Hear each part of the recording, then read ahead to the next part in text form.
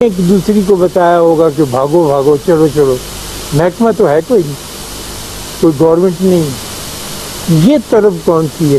وہ خوشی نصیب لڑکیاں جہاں بھی ہوں گی کیسے کیسے درجات لے کے بیٹھتی ہوئی ہیں، اور انہوں نے گایا اور خوشی منائی، اور جیسے الفاظ ہیں ہم دلوں میں اترتے چلے جاتے ہیں کہ ان کو روشنی ہی روشنی نظر آ رہی اور خوشیاں ان کے اوپر چلی۔ وہ کون سا مقام تھا کہ بابا رتن ہندی نے قبول کیا، اور سارے دوستوں کو چھوڑ کر اس کھیل کے ریچلے میدان میں وہ اپنی لاٹھی لے کر چل پڑا کہ میں اوتار سے ملوں گا۔ اور دیکھیے ہے بڑی خوشی، ایک اس عہد میں پیدا ہوا بندہ تو وہ اس کی خدمت میں حاضر ہے۔ تو اور بھی ریسرچ کی ہے بہت سے لوگوں نے، ایک جرمن اسکالر ہیں، سب سے زیادہ کام رتن ہندی پر اس نے کیا۔ ہمارے ایک دوست ہیں اکرام چغتائی، وہ بڑے تحقیق کے آدمی ہیں، انہوں نے کہا ہے کہ میں آپ کو جرمن زبان میں ہے کہ رتن ہندی کون تھے، کب چلے، کیسے رہے۔ دیکھیے یہ باہر کے لوگ بھی کمال کرتے ہیں، ہمیں تو پتہ تک نہیں تو وہ کتنی دیر وہاں رہے، کیا کیا باتیں کری ہیں، کیا تھیں کیا کیا نہیں، کیوں انہوں نے اپنی تاریخ کو آنے نہیں دیا، کیوں انہوں نے شور مچا کے کہا میرا نام بھی درج کرو۔ ان کا تو جو عشق پورا ہو گیا، یہ تو ضروری نہیں ہے نا کہ اب رسول سے محبت سے اونچی آواز میں بولنے لگے اور ایک دوسرے کو بتانے لگے۔ تو یہ رتن ہندی کر سکتا تھا، کمال کا آدمی۔ جب یہ سب کچھ میں دیکھ چکا اور پڑھ چکا تو پھر میرے دل میں خیال آیا کہ بعض اوقات ایسی حکایتیں بن بھی جایا کرتی ہیں لیکن دل نہیں مانتا تھا۔ میں بڑی پریشانی میں رہا اور بہت دبدہ میں رہا، کیونکہ مجھے اس کا کوئی سورس نہیں ملتا تھا جس کا سہارا لے کر میں ان کے روٹ کو جس راستے سے وہ گئے پہچان سکوں، اور جب وہ آئے تھے بابا رتن ہندی تشریف لائے پہچان۔ یہ پتہ چلتا تھا کہ وہ واپس حضور کے ارشاد پر اور ان کی اجازت لے کے واپس ہندوستان آئے۔ تو جب وہ واپس ہندوستان آئے تو ظاہر ہے کہ وہ اپنے گاؤں ہی گئے ہوں گے اور بٹھنڈے ہی انہوں نے قیام کیا ہوگا۔ جب یہ اب میری ایک نہایت چھوٹی، میرا درجہ بھی چھوٹا ہے، لیول بھی چھوٹا ہے، سوچ بھی چھوٹی ہوتی ہے، میں نے کہا یادا تو میری مدد کر کہ مجھے یہ پتہ، اب تو پاکستان بن گیا، میں بٹھنڈے جا بھی نہیں سکتا، اور پوچھوں بھی کس سے، 1400 برس پہلے کا بات۔ تو میرے داڑھ میں بلا کا درد ہوا ایک مرتبہ بہت زیادہ، جیسے ہوا کرتا، اور رات بھر میں بیٹھا رہا تکلیف کے عالم میں۔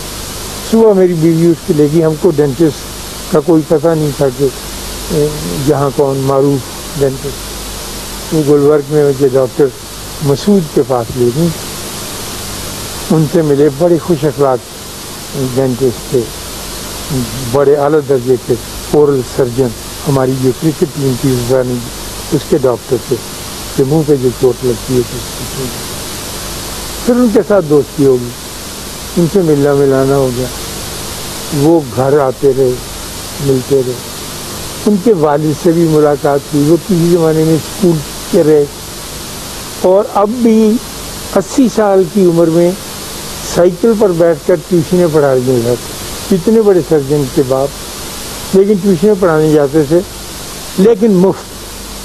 کچھ بچے ایسے ان کو پتہ کہ میں تمہیں حساب نہیں آتا، الجبرے کے بہت اعلیٰ درجے کے ٹیچر، تو میں ان سے کہتا تھا کہ کوئی چھوٹی سی گاڑی چل گئی، نہیں مجھ سے سائیکل چلتی ہے، حساب دیا میں ٹھیک جاتا ہوں، انشاءاللہ ٹھیک رہوں گا، آپ گھبرائیں گے، چنانچہ چلتے ہیں۔ تو ان کی باتوں میں ایک دن انہوں نے بتایا کہ میں کافی سال بٹھنڈا کے گورنمنٹ ہائی اسکول میں ہیڈ ماسٹر رہا۔ میں نے کہا یا اللہ یہ کیسا بندہ آپ نے، میں نے کہا مجھے یہ فرمائیں ماسٹر صاحب کہ وہاں کوئی ایسے آثار تھے جس کا تعلق بابا رتن ہندی کے ساتھ، کہنے لگے ان کا بہت بڑا مزار ہے وہاں پر بابا رتن ہندی کا، اور بڑے چڑھاوے جاتے ہیں، ہندو عورتیں مرد بھی آتے ہیں، مسلمان بھی آتے ہیں، اور تمہارا یہ دوست جو ہے ڈاکٹر مسعود، میرے گھر 13 برس تک اولاد نہیں، تو میں پڑھا لکھا آدمی تھا، میں ایسی باتوں پہ اعتماد نہیں کرتا جو بے پڑھے لکھے کرتے ہیں. لیکن ایک دن جا کر میں بابا رتن ہندی کے روضے پہ بڑا رویا. کچھ میں نے کہا نہیں، نہ میں کچھ بولا، اور شرک کا ڈر رہتا ہے پڑے سیانے بندوں کو، نہ میں نے اللہ سے کچھ.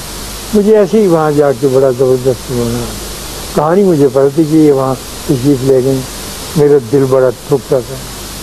تو پھر میں گھر آ گیا.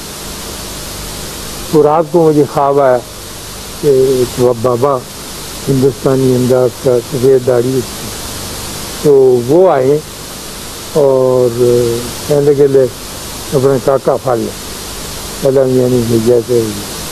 میں کہی یہ کہاں سے آ گیا؟ تو کہنے لگے میں نے وہ اٹھایا تو وہ بھگنی تھا، یعنی اس کا خالی تصور کیا. تو میں کہا بابا جی آپ کون ہیں؟ کہنے لگا میں رتن ہندی ہوں. تو وہاں جا کے جیسے بیوقوفوں کی طرح رویا کرتے، صبر سے چلتے، لمبا سفر کرتے ہیں، ہاتھ میں لاٹھی رکھتے اور ادب سے جاتے. یہ کمال کی باتیں ہیں. کہنے کہا یہ مجھے نہیں پتا لاٹھی جاتے ہیں ادب کیوں کہا تھا. میں نے کہا جی اس کا مسئلہ میرے پاس ہے. تو مجھے یہ یقین ہو گیا کہ وہ لڑکیاں حضور جو وہاں تھیں موجود وہ خوش قسمت. ہم کچھ مصروف ہیں، کچھ ہمارے دل اور طرف مصروف ہیں، ہم اس سفر کو اختیار نہیں کر سکتے. لیکن اس سفر کو اختیار کرنے کی تانگ جو ہے، آرزو جو ہے، وہ ضرور دل میں رہنی چاہیے کہ یا اللہ پتہ نہیں یہ ہو سکے گا یا نہیں. لیکن میری تمنا یہ کہ میں اسی راستے پر چلوں جو آرزوؤں والوں کا راستہ ہو، اور جب یہ ہو جائے دل میں پکا ارادہ اور تہیہ تو پھر راستہ ضرور مل جائے. ہم زیادہ سے زیادہ یہ کر دیتے ہیں کہ یہ آپ کو کچھ ملا کسی بندے سے واپس، تیرے پاس کوئی وظیفہ ہے، میرے پاس کوئی وظیفہ ہے، تو یہ ایک اچھا وظیفہ کرنا، لیکن یہ راستہ نہیں. راستہ تو وہی ہوگا پیارے بچوں کہ جو ایک چھوٹے چھوٹے ٹوٹے پھوٹے گھروں سے نکل کر اس قلعے کی طرف جاتا ہوگا جہاں وہ لڑکیاں کھڑی ہوگی ہوں گی. نا عقل نہ ان کو کیا پتا تھا، ان کو کوئی علم، کوئی کتابیں نہیں پڑھی تھی انہوں نے کچھ، لیکن ان کے دل کے اندر ایک تانگ تھی، ایک آرزو تھی جو نور کی صورت میں آگے بڑھتی چلی گئی اور ان کو دنیا میں بھی ایک اونچا مقام طبع کا دے گئی اور آخرت میں تو یقیناً ان کا بہت سرب فرق اونچا مقام ہوگا. تو اس کے لیے میں اپنے آپ سے فارغ اوقات میں یہ ضرور کہتا رہتا ہوں، اور میں اللہ کا شکر ادا کرتا ہوں کہ میں کہتا رہتا ہوں اپنے آپ سے کہ یہ سب کچھ پڑھنے سے، علم حاصل کرنے سے تو نہیں ہوگا. یہ تو میری انفارمیشن میں اضافہ کرے گا، مجھے معلومات حاصل ہو جائیں گی. باقی محبت کا راستہ اور ہے، معلومات کا راستہ اور ہے. آپ ملاحظہ کرتے ہوں گے کہ آج کل ہم معلومات کے راستے پہ چل رہے ہیں کیونکہ انفارمیشن کی صدی ہے اور ہم اس صدی کو پاٹنا چاہتے ہیں اور ہم زیادہ سے زیادہ معلومات حاصل کرنے کے خواہش مند ہیں. لیکن محبت کا راستہ دوسرا ہے جو ہم کو بالکل نیچان سے اٹھا کر اوپر لے جائے. اور محبت کا راستہ حاصل کرنے کے لیے میں اس نتیجے پر پہنچا کہ اپنے ارد گرد کے لوگوں کے ساتھ سلوک کیا، محبت نہ کی جائے، ان کو کچھ دیا نہ جائے. نبی صلی اللہ علیہ وسلم کہتے ہیں کہ مسکراہٹ بھی ایک صدقہ جاریہ ہے، کبھی کبھی یہی جاری کر دیا کرو، ہنس کے بول پڑو. لیکن ہنسنا ہمارے ہاں مفقود ہو گیا، جیلسی ہو گئی ہے، لڑائی ہو گئی، جھگڑے ہو گئے. ہم محبت تو ایک طرف رہی، مسکراہٹ بھی کسی کو ادا نہیں کر سکتے. جناب یہ بہت حالانکہ اگر آپ کسی کے ساتھ نفرت کا اظہار کرتے ہیں، گھوری بٹتے ہیں، آپ اپنے ماتھے پہ سلطیں ڈالتے ہیں، تو آپ کے چہرے کے 72 مسلز کام کرتے ہیں. جب اس میں آپ سے کہوں تو 72 مسلز جو ہیں نا یہ اس وقت ٹینشن میں آئے ہیں. اور اگر میں مسکراؤں تو صرف 2 مسلز، ایک رائٹ ہینڈ سائڈ کا ایک لیفٹ ہینڈ. کتنا آسان کام ہے لیکن ہو نہیں پاتا.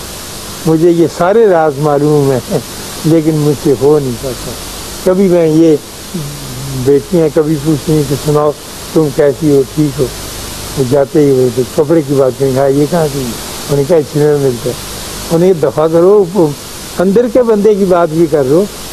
وہ کہتے نہیں کہ اندر کے بندے کی دادا چھوڑیں, بس ہم نے تو یہ سامان ہی اکٹھا کر, اور سامان کم وقت کام نہیں ہے, کام بالکل نہیں ہے.